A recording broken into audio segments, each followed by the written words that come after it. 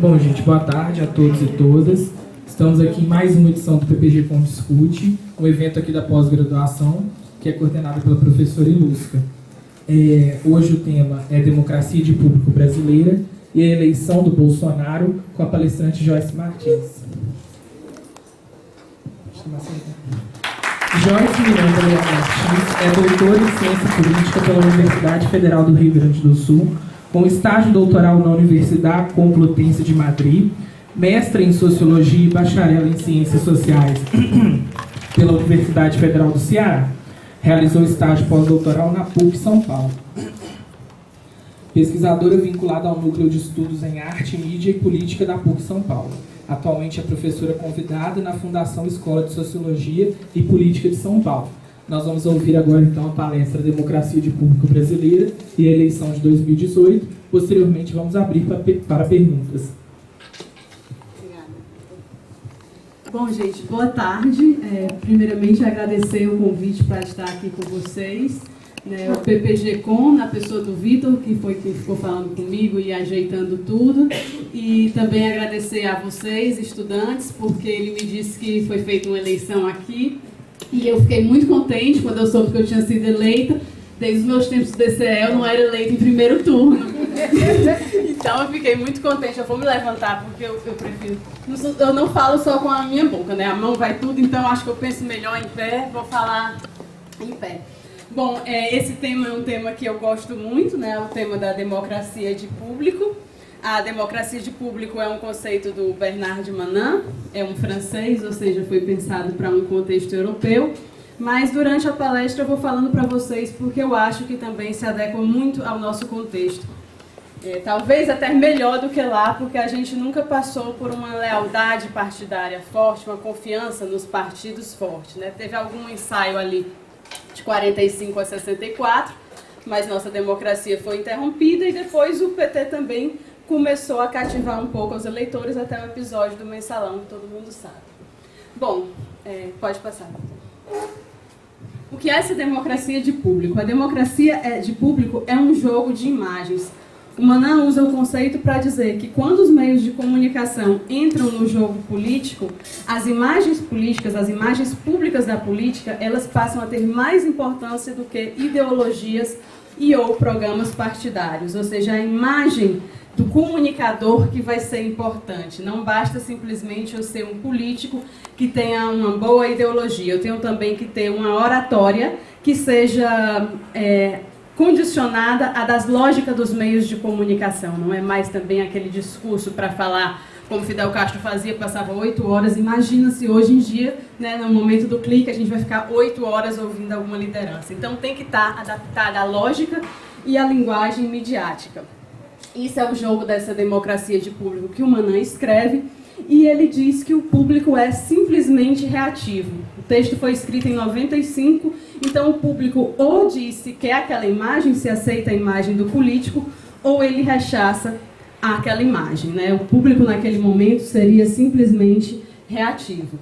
E ele escreveu no momento em que todo mundo estava dizendo que os meios de comunicação, a simbiose do campo midiático com o campo político iam acabar levando ao fim da política ou ao fim da democracia.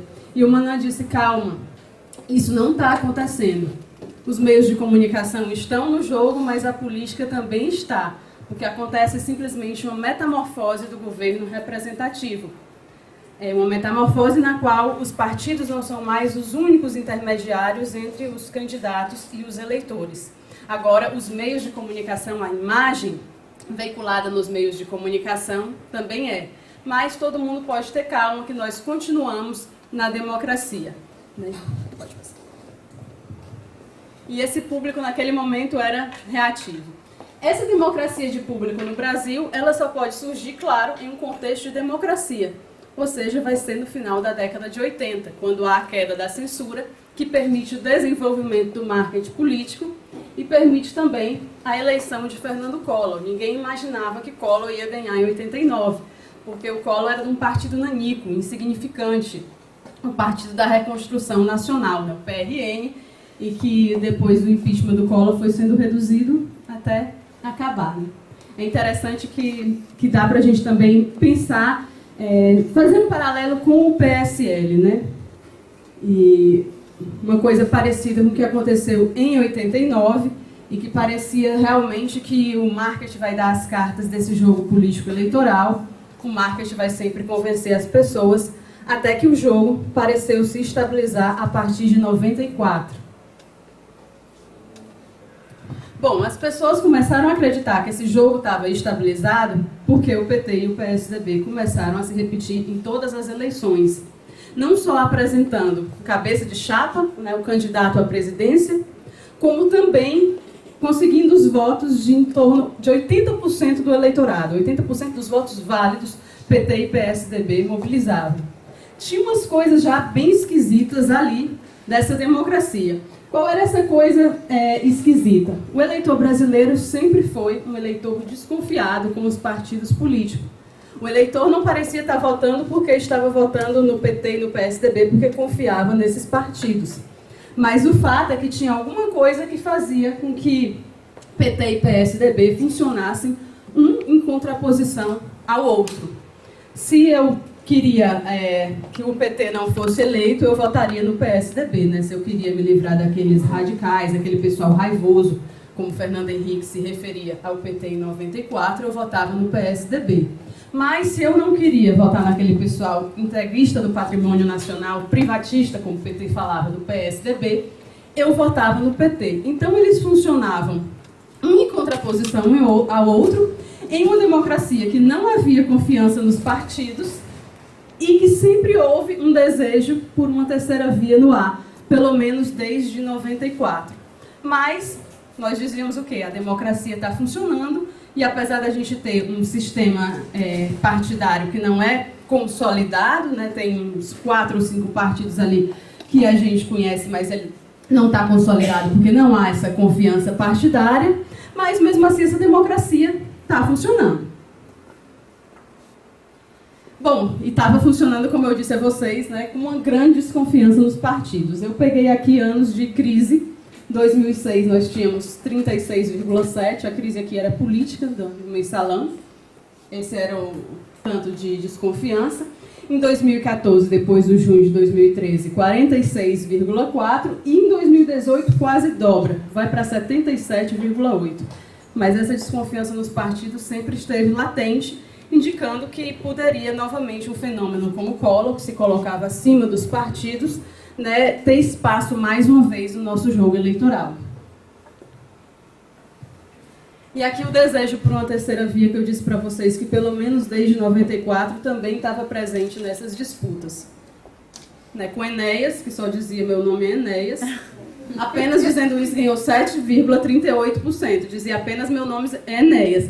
Bolsonaro, em 2018, ficou calado e ganhou muito mais, né? Então, é uma coisa interessante. O Ciro também, quando falou menos em 94, ficou com 10,97%.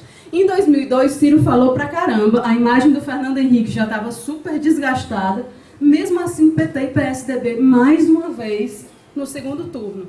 E quem ficou com esse, aí, mobilizando a terceira via, foi o Antony Garotinho.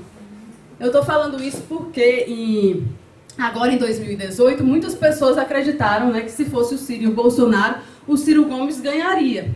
Mas, ora, o Ciro Gomes até então não tinha tido nenhuma campanha negativa contra ele. Como seria quando ele estivesse? Porque em 2002 ele teve uma campanha negativa muito forte contra ele, que foi José Serra, caminhando essa campanha negativa. E a campanha negativa para você fazer contra o Ciro é muito fácil, basta deixar o Ciro falar, que ele faz por você. Então, enfim, em 2006, Heloísa Helena, né, ali com esse desejo mobilizando a terceira via, 2010, a Marina Silva, e 2014, novamente, a Marina Silva, mobilizando aí essa terceira via dos descontentes com PT e PSDB. Estou usando terceira via nesse sentido, gente que não queria nem o PT nem o PSDB. Aí começaram a pensar, os cientistas políticos começaram a pensar explicações para a permanência dessa polarização, já que tinha esse desejo de terceira via, essa desconfiança tão forte nos partidos. Uma das coisas, um dos motivos é que eles seriam partidos de vocação presidencial. é uma expressão do Jair Nicolau, depois o Carlos Ranulfo repete, se tornaram partidos programáticos, já estão acostumados a participar de eleições. Depois o Demonge disse, faltam ofertas, as pessoas estão votando no PT e no PSDB porque elas não encontram ofertas diferentes, por isso estão votando. Aí a Mara Teles e a Terezinha Pires da comunicação disseram, não, é preciso olhar também para a demanda. Não tem demanda para outra coisa que não seja PT nem PSDB. São explicações que quando a gente pensa, mas nós não estamos num contexto de uma democracia de público, cadê a imagem pública nesse jogo? Por que a imagem pública não é trazida como uma variável? Por que a gente não pensa a partir disso? E se a gente for pensar nessa polarização, atentando para as imagens, a gente pode dizer o quê? Não tinha tinha uma falta de oferta de imagens críveis. Outras imagens tinham, tanto que a gente sempre teve esse desejo de terceira via. Então, tinha oferta de imagens. Poderia haver uma falta de demanda, mas uma falta de demanda por imagens que conseguissem se contrapor àquelas oferecidas por PT e PSDB. O que é que eu estou dizendo? As pessoas que estavam votando no PT achavam que ele estava bom como representante da esquerda, e quem estava votando no PSDB achava que ele estava bom ali como contraposição ao PT. Então, poderia ter uma falta de demandas pelo anti-PT e o anti-PSDB. E a Marina Silva quase vai para essa imagem do anti-PT em 2014, né? Chegou muito próxima e a polarização foi atualizada mais uma vez. Como vocês são da comunicação, eu acredito que vocês assistam o horário eleitoral. Neste ano não ficou legal, porque teve a redução com a mini-reforma, mas em 2014 ainda estava bem bacana. O que foi que Dilma Rousseff e Aécio Neves fizeram para tentar impedir que a Marina Silva pegasse o lugar deles. A Dilma tinha medo mesmo que a Marina pegasse a presidência. O Aécio estava tentando pelo menos ali ficar com o segundo lugar. Foi o que eles fizeram. Uma semana não disseram nada. Vamos deixar aí começar o horário eleitoral. Desculpem. O horário eleitoral, ela só tem 2 minutos. Vamos deixar começar e ver o que acontece. Não fizeram nada, porque a campanha negativa você também tem aquele medo da pessoa se tornar a vítima, né? O efeito bumerangue. Eu ataco, aí de repente eu sou o vilão porque eu ataquei. Então os dois ficaram calados e a Marina Silva subiu mais na primeira campanha, na primeira semana de campanha no horário eleitoral. Na segunda, eles viram que era melhor fazer alguma coisa mesmo, que a gente vai morrer de qualquer jeito, vamos morrer pelo menos atirando. E aí Dilma faz uma campanha dizendo que Marina Silva seria pior do que o PSDB. Aquela campanha que o prato, as pessoas estão comendo e o prato vai saindo da mesa, né? A comida vai desaparecendo, não sei se vocês lembram. Infelizmente eu não trouxe as imagens, porque a gente vai ter muita coisa para falar, eu não trouxe essas imagens, mas uma família estava comendo e o prato ia saindo porque Marina Silva queria dar autonomia para o Banco Central. E a narradora dizia, Marina Silva é ainda pior do que o PSDB. Aécio Neves foi lá e fez a mesma coisa. Não exatamente a mesma coisa, né? Afinal, ele era do PSDB, o que ele tinha que dizer? Marina Silva é ainda pior do que o PT. Foi o que ele fez. Por quê? Porque a Dilma, pelo menos, a gente já sabia o lado dela. Mas a Marina Silva, onde é que ela estava no mensalão? No PT. Onde é que a Marina Silva estava? Em 2010 ainda. No PT, ela só saiu porque ela queria ser candidata. Eu não. Eu sempre fui o anti-PT. Eu sempre estive aqui fazendo oposição.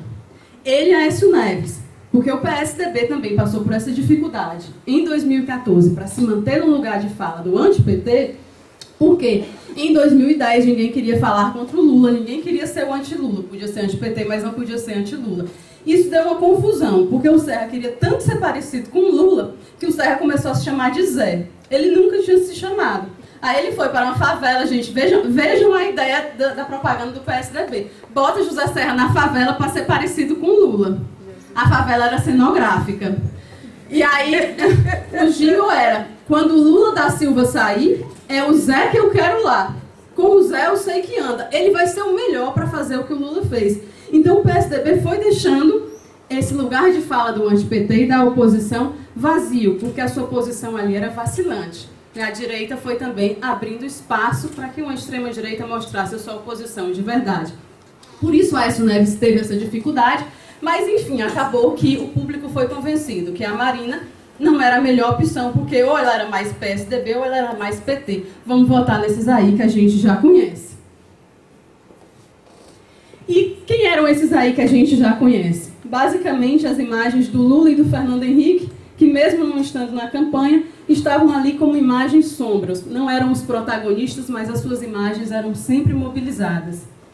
Imagens de um jogo eleitoral que tem início em 94, com o Fernando Henrique aparecendo como o grande homem, um líder para o povo. Ele ia dizer ao povo por onde o povo deveria caminhar, por onde o povo deveria ir, porque ele era um acadêmico, um estadista, um grande homem, e que estava acima dos partidos. Esse desejo de antipartido, né, que o brasileiro tem, o PSDB sempre tentou mobilizar em suas campanhas. O PT não, o PT fazia a imagem do Lula e a imagem do partido. Os líderes do PSDB estavam sempre com essa imagem mobilizada por Fernando Henrique em 94. Eu sou acima dos partidos, eu não sou raivoso, eu sou capaz de dialogar. Ele era um grande homem e essas imagens também eram sempre comparadas ao JK e ao Tancredo, coisa que o Serra também fez, o Aécio também fez. Então é a mesma imagem, né, sendo trazida. A imagem do homem comum, né, não era mais um líder para o povo, era um líder do próprio povo, né, ainda que a gente saiba que isso somente funcionava simbolicamente, mas ele estava ali como um líder do próprio povo, também era mobilizado em todas as outras campanhas. Nós somos o do povo, nós somos os que estão com vocês. E foi muito interessante porque eram duas imagens contrapostas e o Lula era muito acusado de não ter experiência. E na primeira campanha dele, em 2002, ele vem com a experiência ampliada, ressignificada. A experiência não sou só eu, a experiência são todos os que estão comigo, a equipe que me acompanha, o meu partido, porque ele era um homem de partido. Ele poderia fazer isso, porque a imagem dele deixava fazer isso. O Fernando Henrique estava acima dos partidos, então ele começou a campanha já com Eduardo Jorge, que naquela época era do PT, falando dos genéricos, porque o Serra dizia que os genéricos eram dele, a lei era do Eduardo Jorge. Ele vem com tudo aquilo, o mercadante, várias pessoas, né? A experiência ressignificada. Eu tenho a experiência expandida e a experiência deles de desemprego, de corrupção, essa experiência eu não quero. E essas imagens foram as imagens dessa polarização, né, que aconteceu por 20 anos. E uma coisa importante que eu acho dizer, o marketing, ele atuava realizando uma antiga função partidária. Né? Ele diferencia candidaturas, porque geralmente a gente pensa que o marketing veio para igualar. Mas ao fazer essa análise das campanhas, o que eu vi é que o marketing diferencia, seja por jingles, seja pelas cores, seja por como mostra de maneira pincelada o programa dos partidos. Mas o que tinha em comum nessas imagens, tanto do Lula como do Fernando Henrique, é que os enunciados estavam dentro de uma formação discursiva de conciliação. Uma formação discursiva é uma série de discursos, né, que está alinhado a uma formação ideológica, a uma visão de mundo. E a visão de mundo a que essas campanhas estavam aliadas era da conciliação. Tanto o Fernando Henrique veio falando uma grande união, de um pacto nacional, como o Lula que ganha, o Lula Paz e Amor, ele vem falando também de negociação. Eu tenho maturidade para unir empresários e trabalhadores. Então, em 2002 se votou numa mudança, mas não era uma mudança de tudo o que está aí. Era uma mudança que ainda vai levar adiante o que nós construímos. E era provável, já que em 2014, né, ninguém acreditava que a polarização se repetisse, e a polarização se repetiu, era provável que a polarização se repetisse novamente em 2018. E uma coisa bem interessante que eu percebi lendo as pessoas, né, lendo outros cientistas políticos, em 2014, muita gente dizia que a polarização ia acabar, estava rompida. Marina Silva ia ganhar a eleição. Eu ouvi 2 grandes cientistas políticos falando isso em 2014. Né, e ainda falaram assim, vamos ter que ver esse negócio de horário eleitoral, porque uma mulher com 2 minutos vai ganhar a campanha. Eu fiquei calada, mas jamais acreditei nisso. Agora, também não acreditei no que aconteceu e a realidade desmentiu. Né? Também não acreditei que o Bolsonaro ganharia a eleição em 2018. Então, não se sintam mal se vocês também não tiverem previsto isso, porque muito provavelmente nem o próprio Bolsonaro sabia que ele ia vencer esta eleição. Né? Normal. E por que era provável que essa polarização se repetisse?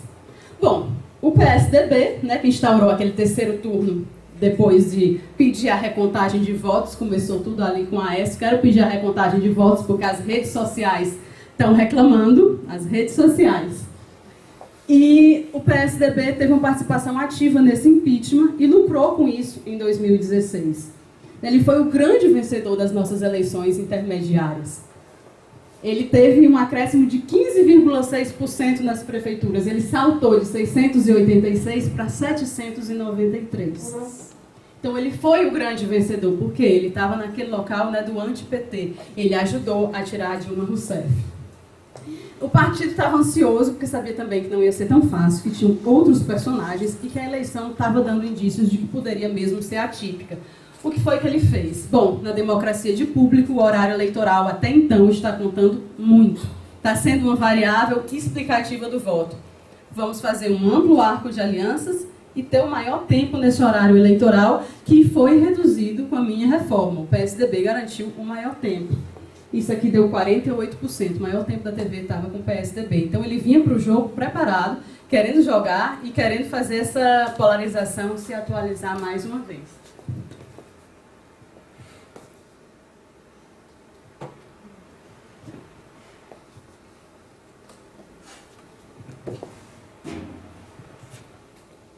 E por que a polarização não se repetiu, né? Já que a gente estava tão acostumado a ver isso, o que foi que aconteceu? Bom, aqui eu elenquei 4 coisas, mas na realidade é uma série de fatores, uma série de variáveis que acredito que me tenham escapado e não sejam só essas. Eu coloquei aqui os efeitos da Lava Jato, né, e os novos heróis da República, o PJ, o Partido da Justiça. Apesar de que até então ainda era um partido meio encoberto, a gente ainda não sabia, não tinha... Poderia ter a convicção, mas não tinha prova de que o negócio atuava mesmo partidariamente, né? Era um partido aí as ocultas, e tinha esses novos heróis também produzidos com a ajuda das mídias tradicionais e que mostravam que o sistema político estava contaminado. Começa ali com os empresários, né? Vai até derrubar a Dilma, fica uma coisa muito forte contra o PT, depois eles começam a ir para os outros partidos também. Muito levemente, né, para não melindrar ninguém. Depois, né, a segunda coisa, por que a polarização não se repete? Eu coloquei aqui o PT e a síndrome do Homer Simpson. Eu não sei se todo mundo conhece aquela frase ótima do Homer Simpson, que ele diz: a culpa é minha e eu coloco em quem eu quiser. E o PT teve um pouco dessa síndrome: a culpa é minha, eu coloco em quem eu quiser. Então, todos os erros do PT, a culpa era das elites e da grande mídia. E o PSDB e a ocupação hesitante desse lugar de fala da oposição, que eu já falei para vocês, o PSDB se desloca um pouco dali. Teve um tempo, né, em 2010, que ninguém tinha realmente um candidato para ser oposição, não tinha oposição. Então isso vai minando a credibilidade da imagem das lideranças. E o terceiro fator, o desdobramento da democracia de público, que vai da mídia tradicional, a mídia tradicional incluindo aí também o horário eleitoral dos políticos, aos subterrâneos das redes.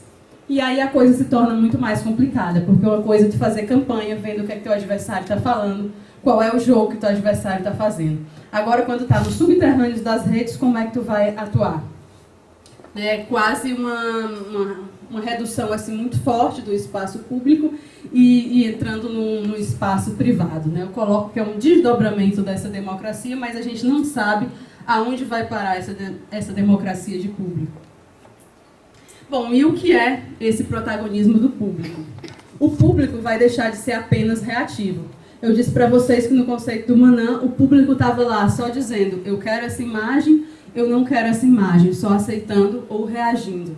É por isso o nome até de público, a gente traduz assim, em inglês a democracia de audiências, e acho que no francês também. E é público porque a gente tá só assistindo, né? Tá só vendo. E de repente a gente começa a ser protagonista porque veio uma mídia para a gente também, que é a mídia possibilitada pelas redes sociais. E essas imagens, elas vão ser produzidas também com a ajuda dos eleitores. Essas imagens, elas eram produzidas pelos meios de comunicação tradicionais e produzidas pelo campo político. Com o protagonismo do público, o público começa a construir essas imagens. E não só não só as imagens de memes, né, de o público ridicularizando um candidato ou sintetizando ali o que acha importante. Não só isso. Passa a ser importante também a imagem do próprio eleitor. E aí vocês podem me dizer, mas isso sempre aconteceu. Quando a pessoa não votava no candidato que eu queria, eu dizia, porque você é alienado, porque você gosta de corrupto. Isso sempre aconteceu. Mas a maneira como acontece agora é uma maneira muito diferente, porque é uma maneira que tem visibilidade, que não é só simplesmente você xingando o eleitor que é seu amigo, né? Esse xingamento está aí para todo mundo porque está nas redes sociais. É uma outra plateia. Então, isso vai se modificar nesse momento, desse desdobramento em que o público passa a ser protagonista. E a outra coisa que acontece, as verdades encontram novas fontes de legitimidade. A legitimidade não está mais só na mídia tradicional, que vai ser amplamente questionada, não está mais só na ciência. A verdade está em mim também, que posso produzir essa notícia. Então, eu coloquei aqui o gênero, porque o gênero foi um elemento incontornável para entender essa eleição de 2018. E para entender também como a imagem, não só do político, não só da liderança política, mas a imagem dos próprios eleitores foi muito importante. Em 2018, a gente teve um fator inédito. Acredito, se não me falha a memória, que desde 2006 a maioria dos eleitores brasileiros é composta por mulheres. Desde 2006, mas apenas em 2018 a gente percebe um voto por gênero, né, o Bolsonaro sendo barrado pelas mulheres. A gente vê isso aqui, ó, agosto pré-Juiz de Fora, né, pré-facada. Olha o voto dele nas mulheres. Vocês mudaram as eleições, né, ajudaram a mudar. Então, assim, muito, não coloquei a do Haddad também, mas a diferença, assim, gritante, né? Lá em cima, a aceitação dos homens e as mulheres sempre vindo com muita resistência. E demoram, né? As mulheres também foram a maioria dos eleitores indecisos e demoraram bastante a entrar nessa onda de Bolsonaro. Então, o que aconteceu? As mulheres, o protagonismo das mulheres tanto impediu como garantiu a vitória do Bolsonaro. Impediu a vitória do Bolsonaro no primeiro turno das eleições presidenciais. Ele poderia ter ganhado nessa onda anti-PT e nesse lugar de fala, né, que ele veio com ferocidade para dizer eu mereço estar nesse lugar, eu sou o verdadeiro anti-PT. Ele poderia ter levado essa eleição no primeiro turno e foi segurado pelas mulheres. Mas também ganha a eleição por causa das mulheres. Não as mesmas, obviamente. Mas, enfim, é um movimento que surge na internet, esse movimento do Ele Não. Foi um grupo de mulheres unidas contra o Bolsonaro, agora já mudaram de nome. Parece que tinha algum problema aí jurídico que mudou para Mulheres Unidas com o Brasil. Ficou muito ruim, né? Mantiveram a sigla, mas ficou ruim. E esse grupo foi criado uma semana antes da facada. Mas depois da facada, a rejeição a ele aumentou tremendamente. É até uma coisa que a gente pensa, mas a facada não levou à vitória do Bolsonaro? Não, foram vários fatores. Pós-facada, a rejeição do Bolsonaro sobe. E esse grupo aqui vai para 1 milhão, 2 milhões, 3 milhões de mulheres contra o Bolsonaro e faz um grande movimento antes do primeiro turno das eleições presidenciais. Eu lembro que na época eu pensei, nos Estados Unidos fizeram depois da vitória do Trump, aqui estão fazendo antes. Vamos ver qual vai ser o resultado. Este outro grupo aqui, com um número muito reduzido de mulheres, nunca chegou, acho que, nem a 500 mil, mulheres unidas com o Bolsonaro. Foi um grupo para tentar... Eles invadiram esse aqui, hackearam, né? Foi um grupo para tentar fazer frente a esse. E foi um grupo que surgiu em 2016 com o nome Panelinha de Pressão da Direita. Aí eles mudaram o nome, o administrador é um homem, e mudaram este nome para ficar ele sim. O administrador é homem, mas tem várias mulheres, né, dizendo ele sim. Eu sei disso tudo, né? Seria difícil eu entrar nesse grupo, porque a minha posição é muito clara. Eu acho que quando chega um candidato como Bolsonaro, a gente que estuda democracia e é da ciência política, tem que ter uma posição muito clara em relação a isso. Não a ele, Bolsonaro, mas as ideias que ele mobiliza, que ele joga para frente. Então é a minha foto de capa do Facebook, ele não. E aí eu não conseguiria entrar nesse grupo, teria essa dificuldade. Mas o grupo é aberto, ainda bem, aí eu pude entrar e vasculhar. E é um local que é importante hoje em dia de ser analisado. Eu analisava esse jogo eleitoral no horário eleitoral, e aí eu disse, é preciso olhar para o Facebook, né? Todo mundo está vendo, é preciso ir para as redes sociais também e ver o que é está acontecendo ali. Mas eu fui por quê? Porque depois desse grande movimento, nesse dia acho que foi 29 de setembro, né, esse primeiro turno, depois disso o Bolsonaro sobe 6% nas intenções de voto das mulheres. E claro, a culpa ficou, né, caiu para as mulheres, as feministas. A culpa sempre cai para as mulheres. Por enquanto, né? E aí ninguém lembrou de dizer que o Edir Macedo, um dia depois, declarou o voto dele no Bolsonaro. E quem o Edir Macedo apoiou até hoje venceu as eleições, incluindo Lula e Dilma. E Edir Macedo disse, vou votar no Bolsonaro. E aí o que é que tinha dentro desse grupo, né? Eu fui pesquisar quais eram os significados de feminismo e feminista para essas mulheres que estavam apoiando o Bolsonaro. Puxa, o que é que elas pensam desse movimento, desse grande movimento de mulheres contra o Bolsonaro? A feminista era uma mulher a ser evitada. Essa foi uma análise, o grupo continua até hoje funcionando, essa foi uma análise de setembro a outubro de 2018, eu estou trabalhando nisso, um artigo que eu estou escrevendo, né, desse grupo. Bom, alguns significados. A feminista apareceu como uma metonímia da divisão da sociedade. Antes da feminista não tinha esse negócio de minoria. Mesma coisa que jogam para toda a esquerda, começaram a jogar para a feminista. Não tinha esse negócio de mulher não gostar de homem. Né? E não gostar de homem em vários sentidos, porque tanto a feminista hétero não gosta de homem como a lésbica. A lésbica só surgiu por causa do feminismo. E as outras começaram a brigar com os homens por causa do feminismo.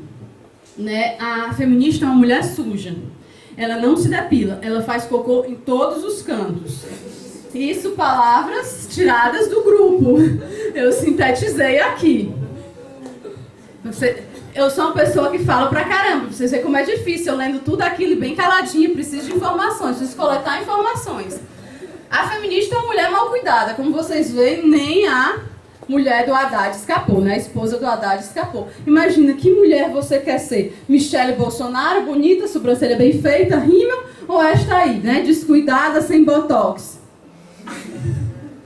Então, não seja como essa mulher. Por isso, eu estou dizendo para vocês que, nesse desdobramento da democracia de público, a imagem do eleitor passou a ser muito importante. Eu não vou votar simplesmente no Bolsonaro pelo Bolsonaro. Eu vou votar também pelas coisas que eu não quero ser. Isso ficou sendo uma coisa muito mais forte, porque o público entra nesse jogo. Tu não compra mais agora só o candidato. Tu quer o pacote completo, as coisas que eu quero ser, as mulheres, como elas serão quando o Bolsonaro estiver lá. Essas mulheres se autonomeavam de as bolsogatas ou as bolsolindas. E pré-Damares, elas estavam sempre de lencinhos rosa. Tem um vídeo no YouTube, esse é bem facinho de achar. Elas vão para uma casa linda, uma mansão, as mulheres todas com os lencinhos rosa aqui no pescoço, né, as bolsogatas, para mostrar as mulheres com o Bolsonaro.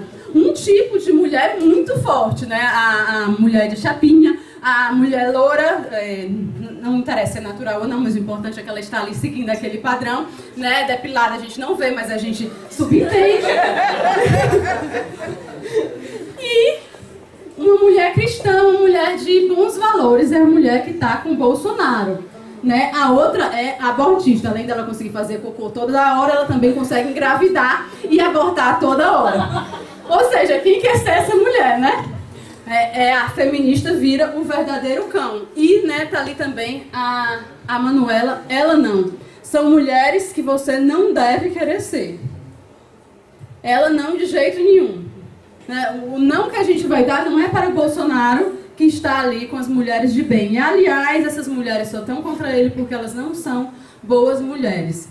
Essa tática estava ali no grupo das Mulheres Unidas com o Bolsonaro, mas a gente sabe, um discurso está sempre dentro de outro discurso. Esse discurso não começa ali, né? Teve até rap para dizer que para as feministas ração na cadeia, né? Ração na tigela.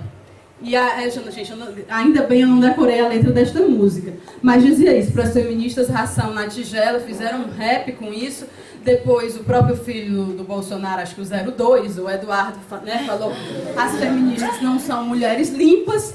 Então, estava dentro desse discurso. Mas olha que interessante. Ele tinha aqueles 8 segundos dele no horário eleitoral, né, isso ainda era o primeiro turno. E, claro, todo o tempo que ele ganhou depois da facada no jornal. Mas não estava falando disso. Né, esse discurso estava pulverizado. E nem precisava ele falar, porque agora o público se tornara protagonista e estava levando esta campanha. Ainda não apareceu ninguém para dizer que é cocô do Bolsonaro, mas para dizer que é robô, que era caixa 2. Na época, todo mundo estava dizendo. Então, o público se sentia, né, realmente dono dessa campanha. E a grande pergunta sobre 2018, assim, para mim, eu acho que essa é uma eleição ainda de muitas perguntas, muitos cantos a gente tem que observar, né? Eu estava olhando agora só esse grupo do Facebook das mulheres, mas temos que pensar em muitas variáveis. A grande pergunta que eu acho é por que o eleitor recusou enunciados conciliadores? Por que recusou alguém que se diz favorável à tortura, que fala a favor da ditadura militar? Nós não tínhamos feito isso durante 20 anos de polarização. Mesmo quando a gente foi do PSDB em direção ao PT, a gente foi depois que o Lula fez aquela carta ao povo brasileiro, que o Ciro chamou de carta aos banqueiros. A gente foi dizendo, vamos mudar, mas vamos mudar com parcimônia, cautela, tanto que o José Serra foi ao segundo turno. Então, por que a gente, de repente, recusou esses enunciados conciliadores? E aí eu tenho algumas hipóteses para pensar sobre isso. Vou ler para vocês, porque foi muito pequeno, né? Então, uma hipótese primeiro, a desconfiança na narrativa tradicional da história brasileira. A ditadura foi necessária. A história que contaram para a gente até aqui é uma história mentirosa, né? E essa desconfiança foi produzida nas redes sociais, por gente que se diz filósofo, não é, nas igrejas, né? Tudo isso que contaram é mentira, essa história é pagã, né? Deus foi tirado das escolas, tudo deve ser questionado. Então, se há uma desconfiança, também há uma desconfiança nos pactos que fizemos, não na volta à nossa democracia. Esse pacto ninguém questionou, mas o resto questionaram.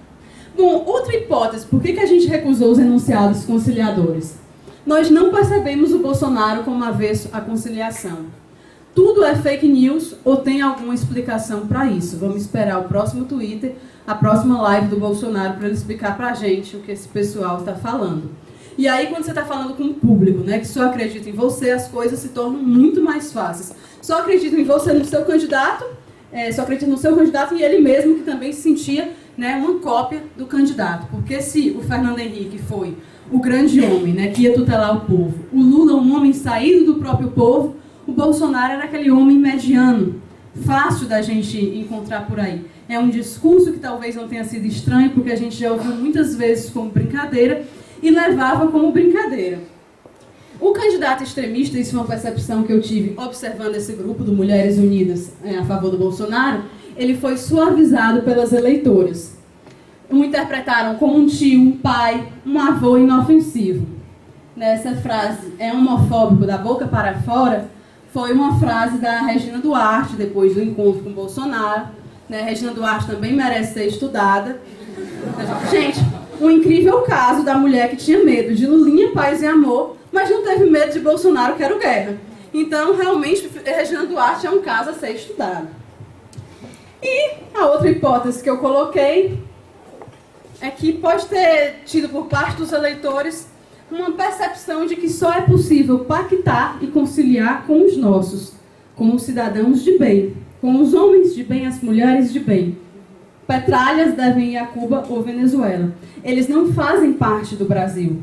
É por isso esse slogan Brasil acima de todos, que é um slogan completamente leve, porque não tem força, né? É um Brasil com homem, é um Brasil com gente que está bem financeiramente, é um Brasil que entram os evangélicos, mas é um Brasil que deixa de fora inúmeras minorias, né? As mulheres que discordam do Bolsonaro, os indígenas, os negros e as negras. Então, é um Brasil que deixa de fora muita gente. Mas como é que esse slogan pega?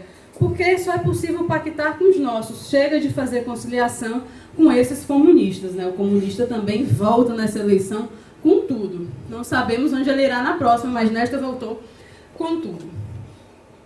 E a pergunta que eu acho que resta, né, para a gente pensar e ainda não tenho hipótese, acho que realmente as coisas estão muito abertas, qual o futuro desse novo jogo eleitoral? Esse novo jogo eleitoral, estou falando da democracia de público, né, que ainda estamos nesse jogo porque o representante ainda foi eleito com uma liberdade de expressão, ainda há uma independência parcial entre o representante e o representado, que é uma coisa que o Manan também coloca como característico do governo representativo. Então ainda estamos nessa democracia de público, a imagem é uma variável super importante. Mas para onde vai esse jogo? Porque na década de 90 o Manan disse, o governo representativo continua acontecendo a partir de uma metamorfose, né? Não é mais o partido que mobiliza, é a imagem, não precisa ter medo, a democracia está aí. Mas naquele período ele via o público como reativo. E agora que a gente está vendo esse protagonismo do público, o público tomando as rédeas do jogo, será que essa democracia de público ela não está em risco? O governo representativo não está em risco? O público, a gente acredita que não está em risco enquanto disser, né, que a cartilha do executivo quer. Mas a nossa democracia é para a gente se perguntar. E aí, tudo começou com aquela imagem, né? Tudo começou com essa democratização, digamos assim, da mídia. Como isso foi daí? Qual vai ser o nosso futuro a partir do Bolsonaro? E como não é um fenômeno localizado, né, a gente pode se sentir, né, menos mal, assim, né, menos angustiado e desconfortável, porque não é um fenômeno localizado. É um fenômeno que esse protagonismo do público foi gerando coisas muito parecidas quando a democracia foi sendo questionada por pessoas que estavam de fora delas, justamente as minorias que Bolsonaro não gosta, e muitos de seus eleitores também não. Essa democracia começou a ser questionada, né, em muitos cantos do mundo. E aí veio o protagonismo do público e mostrou, né, nós realmente não estamos satisfeitos com isso. Né? E para onde a gente vai agora, né, sem ser, claro, para Cuba, para Venezuela, e qual será o futuro desse jogo, o futuro do Brasil e o futuro da democracia? Eu acho que são as perguntas que valem 1 milhão e que eu acho que é para a gente pensar juntos, cientistas políticos e comunicólogos. Acho que a comunicação social tem um papel muito forte aí, muito grande, que precisa recuperar a credibilidade. Não só o sistema político precisa dessa credibilidade, mas também os meios de comunicação. Não sei se agora com isso as reportagens do Glyn, né, que ele conseguiu parcerias com muitos meios de comunicação tradicionais, inclusive com o que ajudou a forjar o Moro, que foi a Veja. Não sei se por aí seria uma luz, né, o jornalismo colocando luz em uma facção, né, no Partido da Justiça, numa facção que ajudou outra facção a chegar ao poder, facções que deixam de fora realmente a grande maioria. Como eu disse para vocês, o Brasil de todos é de acesso muito restrito. Não sei se vai por aí, né, se esse seria o papel da comunicação e do jornalismo, jogar luzes nessas facções que falam o interesse de todos, mas na realidade têm interesses particulares. E acho que a ciência política pensar, né, como continuar a ser democrática, aprofundar essa democracia, sem que as redes sociais sejam uma armadilha. Porque no começo nós tínhamos muita fé nas redes sociais e agora nós estamos com muito medo nas redes sociais. E, na realidade, nós temos que achar um ponto de equilíbrio. Tem o último livro do Manuel Castells, muito interessante, o Ruptura, que ele vai dizer que nós estamos diante de uma ruptura com a democracia liberal, não necessariamente com a democracia. Né? O caos não necessariamente vai ser uma coisa ruim. Eu acho até que ele é positivo, porque o lugar de fala dele também explica. Ele é da Espanha, que o Indignados, o junho de 2013 lá, deu origem a um partido político, né, que está jogando esse jogo a partir das instituições e a partir da democracia. Então ele tem essa visão positiva que não necessariamente o caos vai dar em algo ruim. Mas eu acho que aqui no Brasil a gente ainda não tem essa luz, não sabe ainda qual o caminho vai ser, e está aí aberto para a gente fazer e para a gente tentar reconstruir esse jogo eleitoral que não coloca a democracia em risco, nem as coisas que nós construímos até aqui desde a Constituição de 88. É isso e muito obrigada, gente.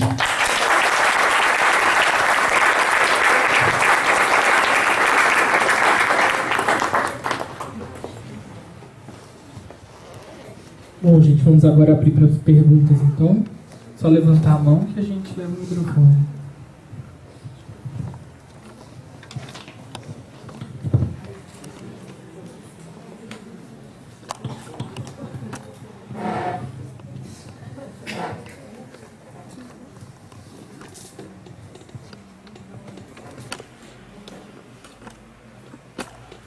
Então, eu sou Maristela, estou no segundo ano do mestrado aqui, e eu achei muito interessante a sua fala com relação principalmente à questão das mulheres e o movimento Ele Não, porque muitos cientistas políticos que eu ouvi, todos homens, culpam muito o movimento Ele Não, assim, colocando o movimento Ele Não quase como o responsável pela eleição do Bolsonaro. E aí eu queria saber qual é a sua visão sobre isso, um pouco mais, e por que você acha que tantos estudiosos disso colocaram a culpa da eleição do Bolsonaro, que a responsabilidade nesse movimento.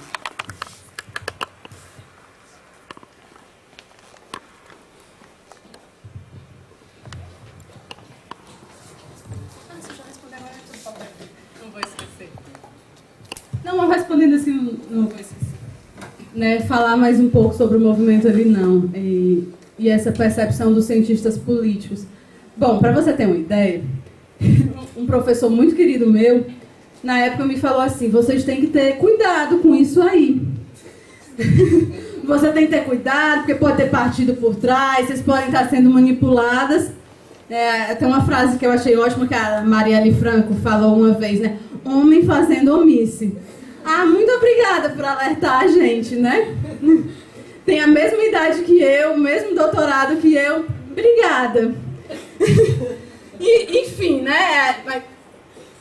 Eu acho que é um lugar comum, está na nossa cultura política, a culpa sempre vai cair naqueles que não faziam parte e começaram a tomar o protagonismo. A culpa volta para a gente porque o discurso ele não é sempre racional. Aliás, na maior parte do tempo ele não é racional, o discurso ele pega muito do inconsciente. E claro que esse professor muito querido meu, ele não estava falando isso, né, percebendo que ele podia estar passando alguma coisa de machismo para mim. Ave Maria, acho que na realidade ele veio falar com todo cuidado. Isso eu também percebo, que os homens vêm com cuidado falar com uma mulher que eles consideram feminista. Não quero que ela pense que eu estou fazendo isso. Mas o machismo e essa percepção, né, da mulher como um ser que precisa ser protegido sempre ter alguém avisando ela, alertando do cuidado, isso não é algo que está racionalizado. Isso está na nossa formação, né, nas visões de mundo conservadoras. A nossa sociedade é construída assim, nossos pactos sociais. O Christian está estudando agora a ONU e está vendo o conceito de gênero na ONU. O conceito de gênero da ONU também é da mulher que precisa ser protegida. Não a mulher que precisa estar ali como protagonista, também selando os acordos de paz. Não. O Estado é pensado para protegê-la. A mulher, ela nem sequer assina esse pacto social do Estado. Quando Hobbes, Locke e Rousseau eles vão falar dos contratos sociais, para citar aqui os 3 mais importantes, a mulher está de fora, porque ela não tinha atingido a idade da razão. Então ela não entra nesse pacto social. Ela entra rapidamente para casar, depois ela sai e volta ali novamente ao estado de natureza, onde as pessoas não têm razão. Então são discursos muito antigos, né? O imaginário da modernidade, o imaginário que nos funda. E eu acho que é comum, quando você vai falar, você vai mobilizar o seu acervo cultural que está ali, né? mais na superfície, mais rápido. Olha, cuidado com isso aí. Imagina, isso aí olha para onde descambou. Sim, mas tem só uma variável? É verdade.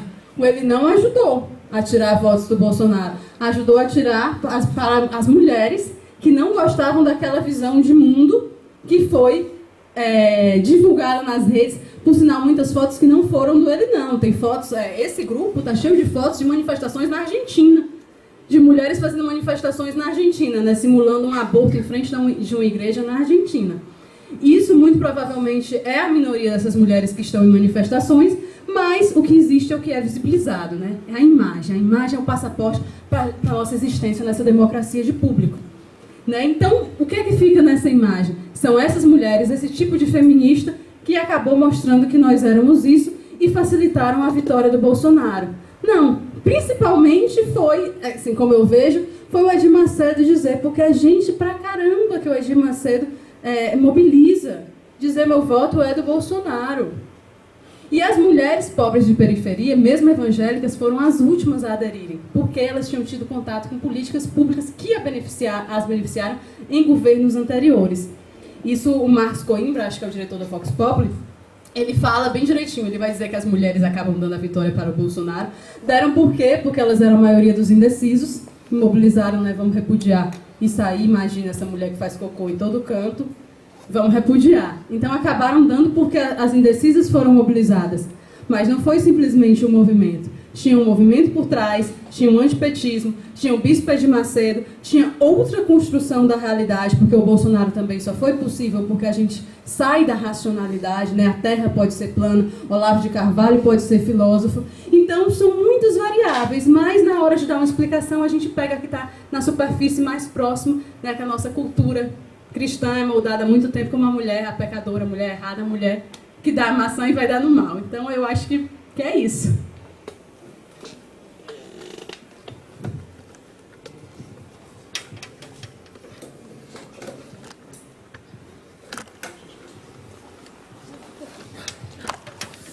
Joyce, obrigado por trazer te ouvir. Joyce, a gente até está com alunos além do mestrado e doutorado, também do curso de mídia e realidade brasileira, do primeiro período da graduação. Eu queria te propor falar um pouquinho até deste solo comunicacional no qual se trava o mundo da política contemporânea. A gente, no nosso grupo de pesquisa, tem discutido um pouco a dificuldade que o ambiente das redes produz, inclusive, para repactuações políticas. Se a gente pensar na eleição do Collor, muita gente que fez campanha calorada para o Collor, diante dos primeiros desastres do governo, fica quieta. Em algum momento aparece de novo no debate público, junto aos seus amigos, com outra posição, depois de algum esquecimento de que a pessoa tinha sido uma entusiasta de uma candidatura que depois demonstrou um desastre no governo. E a gente estava pensando um pouco sobre como que hoje é mais difícil isso. E isso passa também pelo ambiente da comunicação, ou seja, no ambiente das redes, em que todo mundo se expõe o tempo inteiro, todo mundo está on, é difícil ficar em silêncio. E o passado do que eu defendi sempre volta no presente a criar um constrangimento para mudança de posição. Eu não quero ser tratado como alguém vira casacas, alguém que defende A e agora defende B. Então, a gente tem tentado pensar um pouco em como que, sem compreender as variáveis da comunicação, talvez não seja mais possível explicar o mundo da política. E hoje, além do peso das estruturas tradicionais de comunicação, continuam poderosas, né? Continuam relevantes. 98% dos lares brasileiros têm acesso à TV aberta, isso não há de ser relevante. Mas como que este mundo da comunicação de massa passa a produzir uma interação distinta com o mundo das tecnologias digitais para repovoar a política de outros momentos, com outras lógicas, com outras práticas. Então, como é que o peso das redes sociais, na visão do que você tem estudado, atua no sentido de dificultar repactuações, se é que você acha isso? Como que isso atua no sentido de produzir mais polaridade mundo afora? Ou seja, eu li uma pesquisa americana recente, cada vez mais famílias norte-americanas não querem que seu filho ou filha namore alguém do outro campo político.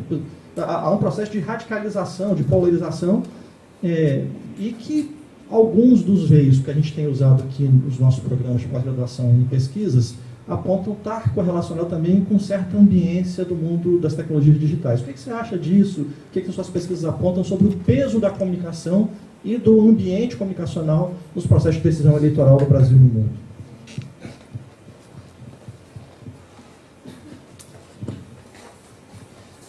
Deixa eu ver se eu consigo responder, porque confesso que, assim, eu gosto desse estudo de mídia, mas eu sou meio analfabeta digital. Inclusive, essa minha pesquisa, eu estava fazendo as contas todas na mão, porque eu não sei mexer nesses softwares que coletam. Eu fui lá na busca e fiquei contando. Apareceu, não sei. Até porque eu faço análise do discurso, não é uma análise de conteúdo. Então, não interessa tanto para mim dizer quantas vezes apareceu a palavra feminista ou feminismo, porque, apesar de eu ter feito essa contabilidade, porque a análise do discurso parte do princípio de que as palavras não são transparentes. Então não adianta ficar contando se eu não perceber quais são os significados que estão em jogo, que estão sendo mobilizados. E eu fui para as redes sociais porque o objeto acabou levando. Mas eu acho que a mídia tradicional ainda tem um peso grandíssimo. Né? Então, falaram muito, o Bolsonaro ganhou pelas redes sociais, porque ele quase não teve tempo na TV. Não, pera lá. Ele tinha 8 segundos. Pós Juiz de Fora, ele teve mais tempo que qualquer candidato. Né? Ele estava todo dia no Jornal Nacional. Então, ele estava ali na TV e se tornava assunto, querendo ou não. E até nas redes sociais, eu não falava de Bolsonaro nas redes sociais, porque eu pensei que o melhor era não falar. Depois da facada veio o desespero, e também todo dia eu falava no Bolsonaro nas redes sociais. Então, foi um evento que ajudou a dar visibilidade. O importante hoje em dia é que a gente tenha visibilidade na mídia tradicional, nas redes sociais e nas igrejas. Eu acho que tem um fator que a gente não pode desconsiderar. Nos outros cantos eu teria que ter mais conhecimento sobre isso, mas eu acho que aqui no Brasil não dá para a gente desconsiderar a força da igreja evangélica. Né? Eles vêm crescendo proporcionalmente muito mais do que a sociedade brasileira. Os evangélicos estão avançando e os evangélicos estão também nas redes sociais e estão com suas mídias tradicionais. Além de todos os domingos na igreja, eles estão também todas as quartas-feiras, ou todas as segundas, ou terças, nos dias que eles resolverem para fazer as células. A célula é o espaço onde o pastor não vai, mas a gente vai discutir o que o pastor disse no dia do culto. Né? É um exercício de aprofundamento daquela mensagem. E é tipo um negócio que não para de pensar, né? Porque o domingo é dia da igreja, no sábado é o dia da evangelização, na semana é o dia de aprofundar o que o pastor disse. E não tem, assim, não tem aquele momento de pensar e ter a criticidade, porque a crítica vira logo o caminho, o local do inimigo. Né? Se você está com a crítica, você é uma coisa do cão. E em relação a isso das redes sociais tornarem mais difícil formarem novos pactos políticos, eu ainda não tinha pensado sobre isso, mas eu acho que faz muito sentido. Porque o meme não é algo que possibilita a gente pensar muito, né? Onde não tem texto, onde é só a imagem, é aquela coisa você aceita ou você rechaça. Por isso muitos cientistas políticos disseram que a TV era o fim da política. O Giovanni Sartori foi um que disse, né, o Homo Videns não é o Homo Sapiens, porque o homem que tinha leitura era o homem que pensava. Ele tinha que fazer um esforço para produzir uma imagem, para ter o simbólico. A TV já te traz essa imagem, então tu vai aceitar ou não. E eu não vi isso que o Sartori viu, esse caos que ele viu com a TV, eu não percebi, mas com a internet eu fico imaginando como seria se o Debord, se o Sartori estivessem vendo a internet e vendo o meme, que é a completa redução, né, da imagem e que ajuda em um binarismo, não tem espaço para o pensamento. Ou você aceita aquilo ou você não aceita, e não adianta você dizer, não, eu estou só fazendo uma crítica construtiva, não. Né? Você criticou o Lula, você é o cão, você está a favor do Sérgio Moro. Você criticou o Sérgio Moro, você agora gosta da corrupção. Não tem um caminho. Eu não tinha pensado na rede social dificultando os pactos políticos, mas eu acho que faz um sentido muito grande, principalmente se a gente pensa que o nosso presidente governa pelas redes sociais e está ali para falar com os seus. O Collor não estava falando todo dia. O presidente fala o tempo todo e fala como alguém que é o seu amigo, né? Alguém que lava a roupa, está ali comendo carioquinha, assina com a caneta Bic. Claro que isso vai dificultar muito mais, porque tem agora o acesso do presidente quase que, né, diariamente falando com a população e vai ajudar a pessoa a acreditar que tudo é fake news, que tem que esperar o que é que o presidente vai dizer. E o espaço para crítica é muito reduzido. E quando o espaço para crítica é muito reduzido, esses pactos são todos dificultados. Porque uma das coisas mais interessantes que o liberalismo político tem, talvez seja o que John Rawls fez na década de 70. Vamos pensar num pacto social para os dias de hoje. E ele pôde pensar porque era o momento que as pessoas estavam nas ruas, que as pessoas estavam discutindo teoria, e agora a gente não está fazendo isso. E eu acredito que nem as pessoas que elegeram Bolsonaro, nem as pessoas que eram contra o Bolsonaro, parece que estamos perdidos. O que vamos fazer? Quem é que está falando agora é o ministro do INPE, desculpem. O diretor do INPE, que foi, né, o presidente que foi demitido, que está agora falando, defendendo a ciência.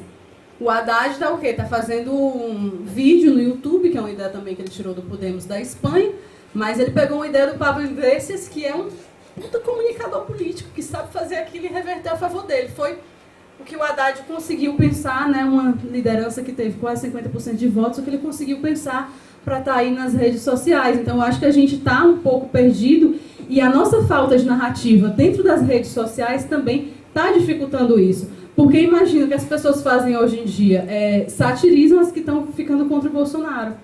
Ah, foi para a rua defender a educação, mas olhem quem ela votou. Fazem memes mostrando a cara das pessoas. Né? Puxa, o que é isso? Se a pessoa se arrependeu, deixa. Tira onda depois que sair passar. Deixa a pessoa vir pro nosso lado. Sabe? Depois tu diz que tu é mais puro, né? Que tu desde o começo viu, deixa essa pessoa... Sabe? Mas não, a gente está lá fazendo o quê? É uma coisa completamente... Eu vejo como um sinal de realmente perda de direção total nossa. Mais perguntas? Então, Joyce, acho que eu queria agradecer você, a sua presença, ter trazido esse tema tão atual e que desperta tanto interesse em todo mundo.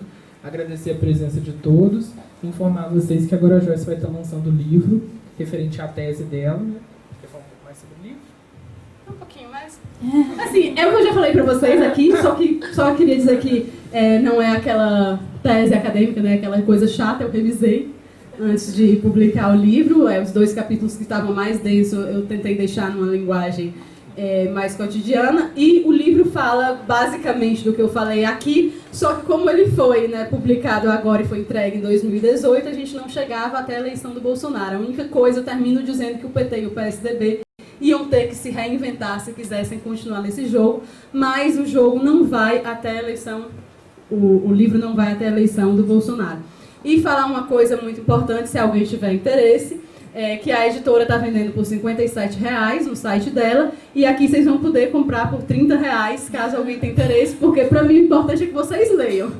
Tá? Então era isso, e agradecer também novamente o espaço.